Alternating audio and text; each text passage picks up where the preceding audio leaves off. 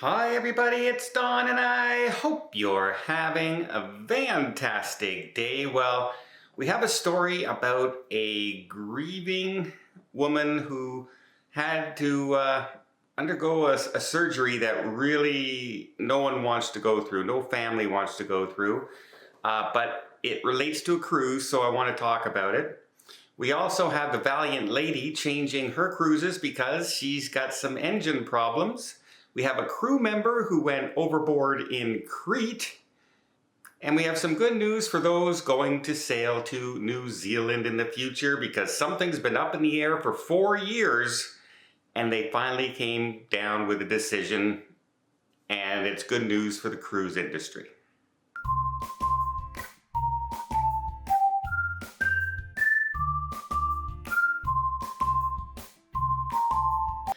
So I'm going to have a story a little bit later. I'll do this one at the end because it might take a little longer. It's about somebody who had to undergo a medical procedure, a very tragic one for any family, and then had to cancel their cruise, but didn't have cruise insurance. And I'm kind of conflicted in it, so we'll talk about that. But first, let's talk about the Valiant Lady. The Valiant Lady is setting sail on June 6th. And she has a sailing called the Dominican Days. So we're heading to the Dominican Republic. Well, no you're not. Because she just had engine problems. She's having difficulties. So they had to change their itineraries, and instead of going to the Dominican, they are now going to Grand Turk on the 3rd day of the cruise.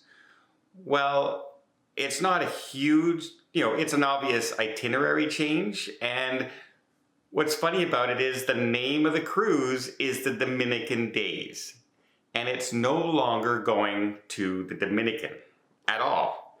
But they're changing it. And the one thing that a lot of people are kind of upset about is that the cruise line is not offering any kind of compensation whatsoever.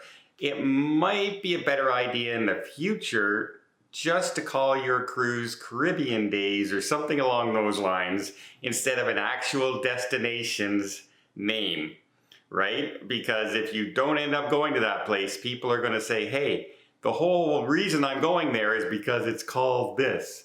And so maybe Virgin might have to learn a little bit about that in the future. Next, we also have, not sure what cruise line or cruise ship, but in Crete, a 30-year-old crew member went overboard in the dock. So this isn't sailing in the ocean or anything like that. She fell overboard while the ship was docked. And so immediately some rescue teams were sent out. They threw lifebuoys into the water. She eventually was recovered. She was conscious and everything, and immediately treated by medical personnel, etc. And now, of course, it's being launched by the Greek authorities, and that as a big investigation. What happened? How did she go in the water? Did she try and jump in the water? Was she doing something silly? Was she working in an area and slipped and fell and wasn't properly secure? All these reasons have to be looked at and investigated as to what happened. And but the good news is she's alive and well and was recovered safe and sound. We'll see if we have any follow-up on that in the future coming up. Next, let's talk about New Zealand. New Zealand for 4 years now has been hinting around that they will stop allowing cruise ships into Milford Sound. Now, if you're on any New Zealand sailing going from Australia across, Milford Sound is one of those scenic views. It's like going into Glacier Bay. It's the one you want to do. And the projects committee back in 2021 said, you know what, maybe we should not allow cruise ships to go in there anymore. Now remember, this was at the height of the pandemic, right? The cruise ships were just starting out. Everyone was still panicking about travel. And this is when they came up with that idea. And of course, it's funny how all these banning of things came during the pandemic, right? Or shortly after we were recovering from the pandemic. Not before, not now. It's then, right? It's all stemming from that area and that time frame. Well, the government has decided, yeah, no, that's probably a bad idea to do that. It may cause the cruise lines to further not go to New Zealand. Remember, they're down 40% now in tourism. Can you imagine if they don't, we're not going to Milford Sound anymore. Well, guess what? We're not going to New Zealand anymore. It might be the cruise ship's response. But they came around, they said they're going to invest more money, they're going to make sure the cruise ships are clean and inspected more often, and the cruise lines are saying, go for it, we'll work with you, let's do this. The Cruise Line Association in Australia says, we're happy to work with any rules and regulations that the government comes up with. That's called collaboration. That's the way to do things going forward. Like it when things all kind of work out on both sides. Next, let's talk about this story. But before I get there, let me just invite you to hit that subscribe button if you haven't done so already. If you want to keep up to date with everything going on in cruising, get some hints and tips and travel blogs from around the world. We're going to Africa, we're going to the Mediterranean, we're taking river cruises all within the next 40 days or 50 days. So it's going to be, oh, and Alaska. Yeah, we're going back to Alaska. So it's going to be fun. It's going to be a lot of different videos coming out of a lot of different destinations. In the meantime, I'll also keep you up to date with all the news that's going on in cruising, like canceled or delays or anything that's happening, to keep you best informed. I hope you'll join us. It doesn't cost a single thing, but it really does help the channel out when you subscribe and hit that like button and make comments. Again, I really do appreciate it. All right, let's talk about this woman who, unfortunately, 10 days before her Carnival cruise, which she was supposed to take for her 50th birthday with her mother's 50th birthday. And she unfortunately had a horrible thing happen. They had a miscarriage. And because it was like it was a natural miscarriage, but it was hard on her, the doctor said, yeah, you should not go on this cruise. Here's the ticker. She didn't have cancellation insurance. She didn't have cruise insurance. But she immediately contacts Carnival, and they said, well, it's pretty clear that, this is why we have cruise insurance. We really feel sorry for your, what happened, but that's why we have cruise insurance. And then they had recommend them go to special circumstances and contact corporate. But she kept kind of getting form letter after form letter responses from Carnival, and was very unhappy that this situation comes along. And eventually she went to a TV station, and then the TV station contacted Carnival, and then Carnival changed their mind and gave her credits towards a future cruise coming up in the next year. She had to take it within a year or something along those lines.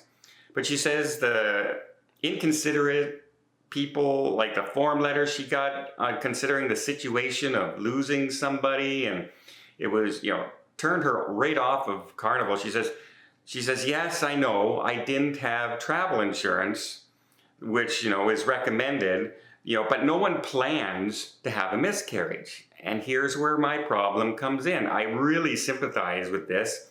When I was married, we had 2 miscarriages in between my daughter and my son, and I know how devastating it can be. However, that's not anybody else's issue, right? Nobody plans to have a miscarriage. Nobody plans to get diagnosed with cancer. Nobody plans to lose their job. Nobody plans to break their leg before doing any of these travel destinations or trips.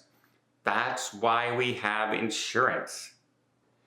And I really don't think it's the cruise line's responsibilities to compensate people. Because, yes, this is a heartbreaking story, right? Oh my God, they lost a child, etc. However, there are thousands of heartbreaking stories out there every day. And I completely commiserate with people. I just had to go in for cancer surgery recently. I had to cancel 3 different trips. I had cancellation insurance. I got my money back. That's why we have insurance. And that's why my #1 tip every single time I'm doing these tip videos, etc., is to have travel insurance of some kind. At the very least, medical. At the best, cancel for any reason. And then you never come across these situations, no matter how heartbreaking they are. So I can understand Carnival, you know, giving her future cruise credits, etc. in the situation. I just don't know if they should have.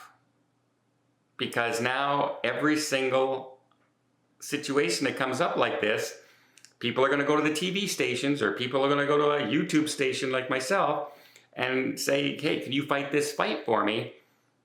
And my first response is, well, why didn't you get the travel insurance?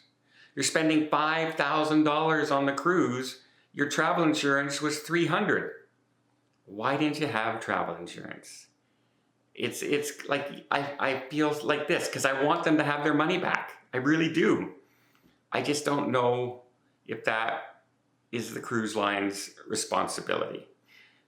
There's where my quandary is. Let me know in the comments down below. You know, I would love everyone to get their money back under any situation you ever have to cancel a cruise.